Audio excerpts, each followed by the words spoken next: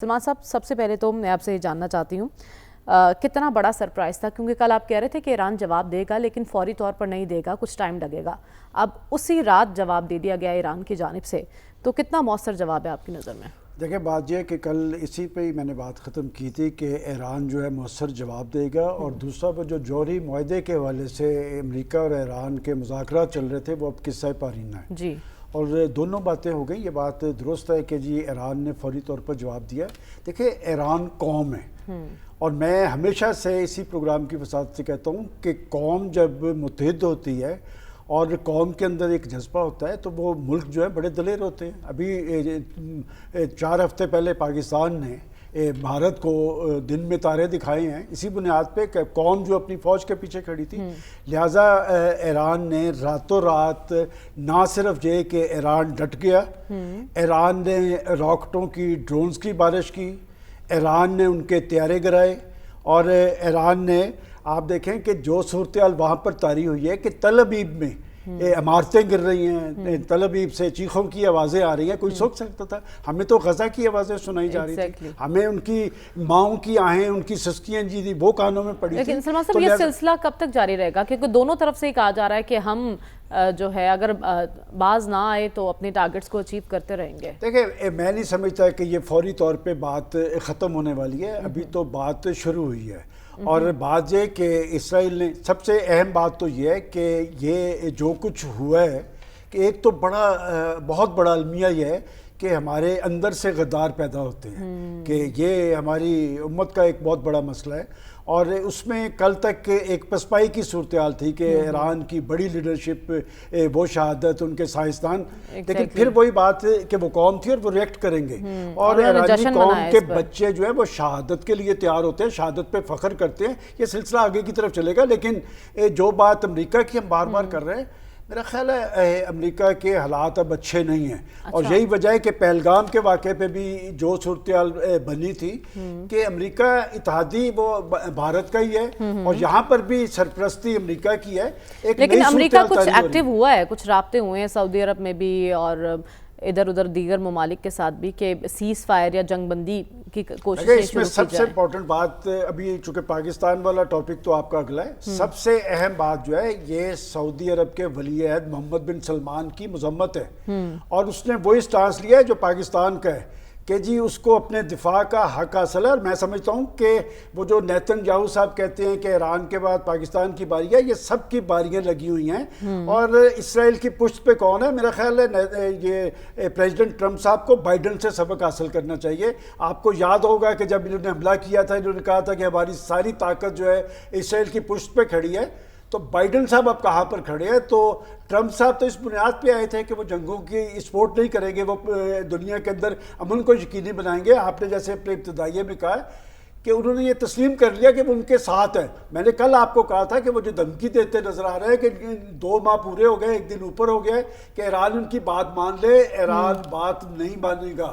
और बात है कि ईरान ने, अलबत्ता मैं ये ज़रूर कहूँगा कि ईरान को अपनी तर्ज अमल में तब्दीली ज़रूर लानी चाहिए। आप पाकिस्तान की मिसाल सामने है, पाकिस्तान भी न्यूक्लियर पावर बना है, पाकिस्तान पे बड़े प्रेशर आए हैं, पाकिस्तान को धमकियाँ दी जाती रही हैं, पाकिस्तान ने खामोशी से अपना काम किया और अपना टारगेट अचीव किया। आज पाकिस्तान न्यूक्लियर पावर है। ईरान ने बहुत कुछ कहा लेकिन ईरान वो टारगेट अचीव नहीं कर सका। और इसमें कोई शक नहीं कि टेक्नोलॉजी के हवाले से जो इसराइल उनसे बहुत आगे है, लेकिन कल ईरानी कौम सड़कों पे निकली है। और ये जो अवामी दबाव होता है, अवामी दबाव पॉलिटिकल लीडरशिप को लेना पड़ता है। और देखें उनकी आप टॉप की लीडरशिप जो वो शहीद हो गई है, लेकिन सेकंड लीडरशिप सामने आ गई है।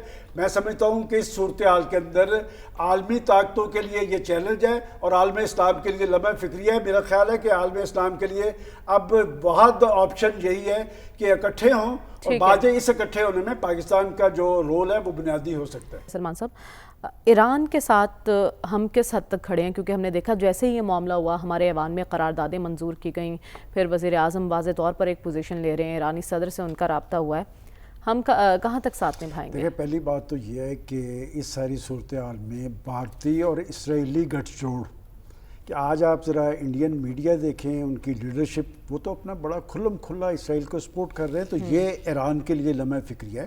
اور دوسری طرف جب آپ پاکستان کی بات کر رہے ہیں تو پاکستان، ریاست پاکستان، حکومت پاکستان اور عوام الناس پاکستان سارے ایران کے ساتھ کھڑے نظر آ رہے ہیں۔ اور آپ نے جس سے پرائم منسٹر شہباز شریف کا حوالہ دیا ہے کہ جو ہی حملہ ہوا فوری طور پہ ان کا ٹویٹ آیا، اور اس کے بعد ہمارے منتخب ایوانوں کے اندر ریزولیشنز آئی ہیں۔ اور سب سے اہم بات کہ ہمارے جو سلامتی کونسل میں ہمارے ہیں ترجمان عاصم افتخار صاحب، بڑی جرأت سے انہوں نے وہاں پر بات کی ہے، اور انہوں نے نہ صرف اس حملے کی مذمت کی ہے بلکہ انہوں نے ایران کی دفاع کے حق کو تسلیم کیا۔ اور میں دیکھ رہا ہوں کہ جیسے پہلگام واقعے پہ پاکستان کے موقف کی تائید دنیا کرتی نظر آ رہی تھی، کہ پاکستان کا موقف یہ تھا کہ ہم تحقیقات کا مطالبہ کرتے ہیں، ہم تعاون کرتے ہیں، اور پاکستان کا جو موقف سلامتی کونسل میں ہے، آپ دیکھیں کہ آج ولی عہد سعودی عرب بھی اس کی تائید کر رہے ہیں۔ لہٰذا پاکستان کے اندر ایران کے حوالے سے، اور ایران کے حوالے سے ایک بات اور ذہن میں رکھیں کہ ایران ہمارا ہمسایہ ملک ہے۔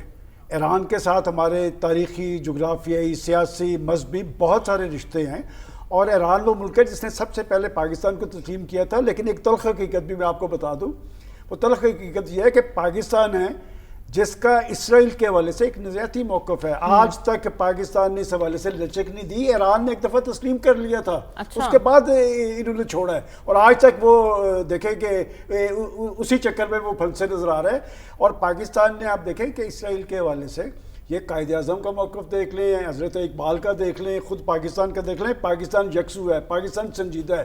اور اسرائیل کے حوالے سے ہم اس لیے بھی لچک نہیں دے سکتے، یہ مقبوضہ کشمیر میں کیا ہے، یہ پاکستان پہ جو جارحیت مسلط کی گئی تھی، یہ ڈرونز کن کے تھے، لہٰذا پاکستان نے ایک سٹانس لیا ہے، جرأت مندانہ ہے، حقیقت پسندانہ ہے، اور پاکستان کے سٹانس کو جیسے میں نے کہا کہ سعودی عرب اور دیگر مسلم، قطر بھی وہ بات کرتا نظر آ رہا ہے، تو اس پہ میں سمجھتا ہوں۔ لیکن اس سے پہلے کی اگر صورتحال دیکھی جائے، کوئی 1-2 سال پہلے آپ چلے جائیں، جب اسرائیل نے غزہ پر حملہ کیا، تب ایک ہوا چلی تھی اور اسرائیل کو تسلیم کرنے کی باتیں شروع ہو گئی تھی۔ یو اے ای نے تو تسلیم کر بھی لیا تھا۔ اب جو خطے میں سچویشن ہے اور اسرائیل کی جو بدماشی سامنے آئی ہے، اس کے بعد عرب ممالک کا کیا سٹانس ہوگا؟ غزہ کی جب بات کر رہے ہیں تو پھر ایک کریڈٹ پاکستان کے پرائم منسٹر کو دیں کہ انہوں نے یو این کے پلیٹ فارم پہ نیتن یاہو کے سامنے ان کا مکروہ، شرمناک، افسوسناک چہرہ دنیا کو دکھایا تھا، اور پاکستان نے اس وقت بھی میں سمجھتا ہوں کہ ایک بڑا رول ادا کیا تھا، اور کوئی عالمی فورم، علاقائی فورم ایسا نہیں جس پہ پاکستان نے ان کا کیس نہیں لڑا ہے۔ میں سمجھتا ہوں کہ آج کی صورتحال کے اندر جب بہت سارے تحفظات ہیں کہ ایران کھڑا رہے گا نہیں رہے گا، میرا تو ایک کویسچن ہے کہ اگر ایرانی قوم ہے تو قومیں کبھی شکست نہیں کھاتی، اور وہ اس طرح پسپائی اختیار نہیں کرے گا۔ یہی بات آج سے چند ہفتے پہلے ہم یہاں پر بیٹھ کے کہہ رہے تھے کہ اگر قوم کھڑی ہے اپنی فوج کے پیچھے تو پھر شکست نہیں ہوگی، منہ توڑ جواب بھی ملے گا۔ لہٰذا کوئی مایوسی والی ایسی کیفیت نہیں ہے۔ پاکستان نے سٹانس لیا، جرأت مندانہ سٹانس ہے، اور پاکستان ایک نیوکلیئر پاور ہے۔ البتہ میں یہ بات ضرور کہوں گا کہ پاکستان نے تمام تر پریشر برداشت کر لیا، دھمکیاں برداشت کی، اپنا گول اچیو کیا تھا، اور پاکستان نیوکلیئر پاور بنا تھا۔ مجھے نہیں پتا کہ یہ ایران کی صورتحال کیا ہے کہ وہ بہت کچھ کہتے نظر آتے رہے لیکن وہ اپنا گول اچیو نہیں کر سکے۔ اب وہ کتنا بھی نیچے چلے جائیں گے، ابھی فی الحال ضرورت اس بات کی ہے کہ عالم اسلام ان کے لیے کھڑا، اور یہ بات درست ہے کہ ان کا ایک گریٹر اسرائیل کا منصوبہ ہے، وہ کوئی ڈھکا چھپا نہیں ہے۔ امریکہ اسرائیل کی پشت پہ کھڑا، وہ انڈیا کی پشت پہ بھی کھڑا تھا، اور اس خطے کے اندر مشرق وسطیٰ کے اندر وہ ایک نیا مشرق وسطیٰ بنانے چلا ہے، اور اسرائیل کو اس نے رول دیا ہے، اسرائیل کے پیچھے کھڑا ہے۔ لہٰذا میں سمجھتا ہوں کہ جیسے پاکستان نے یہ سٹانس لیا ہے، عالم اسلام کو بھی ایک جرأت مندانہ موقف لینا چاہیے۔ باری سب کی آئے گی۔ ٹھیک ہے، آپ کو بھی یہ لگتا ہے کہ باری سب کی آئے گی؟